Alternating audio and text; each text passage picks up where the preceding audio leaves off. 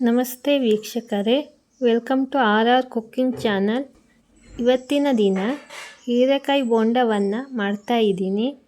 ಸಂಜೆ ಹೊತ್ತಿಗೆ ದಿಢೀರನೆ ಮಾಡಿಕೊಳ್ಳಬಹುದು. ಮೊದಲಿಗೆ ಹೀರೆಕಾಯಿ ಬೋಂಡಕ್ಕೆ 4 ಹೀರೆಕಾಯಿನ ತೆಗೆದುಕೊಂಡಿದ್ದೀನಿ.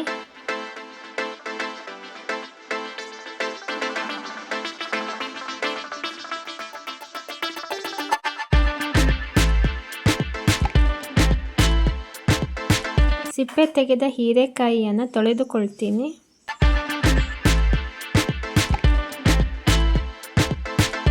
ಈ ತೊಳೆದ ಹೀರೆಕಾಯಿಯನ್ನು ಚಾಕುವಿನಲ್ಲಿ ಕಟ್ ಮಾಡ್ಕೊಳ್ತೀನಿ.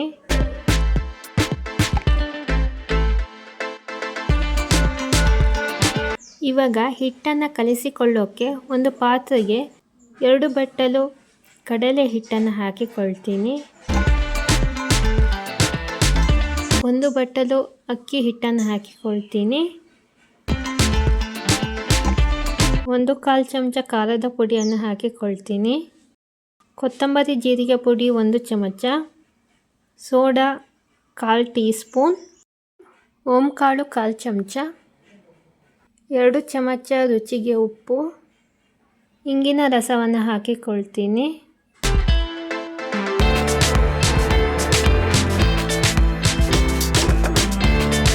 1 ಚಮಚ ಕೊಬ್ಬರಿ ಎಣ್ಣೆಯನ್ನು ಸೇರಿಸಿಕೊಳ್ತಿದ್ದೀನಿ.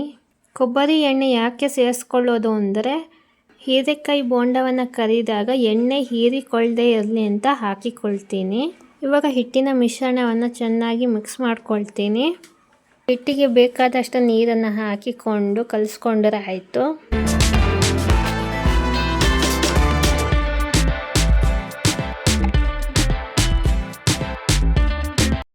ಹಿಟ್ಟನ್ನು ಕಲಿಸಿಕೊಂಡಿದ್ದಾಗಿದೆ.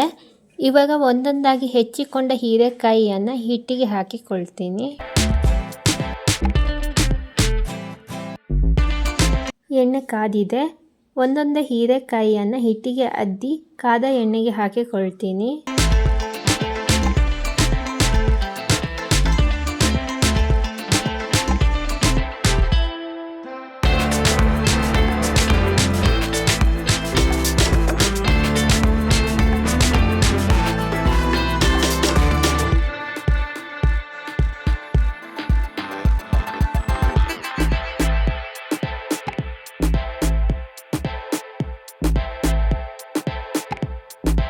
ಹೀರೆಕಾಯಿ ಬೋಂಡ ರೆಡಿಯಾಗಿದೆ.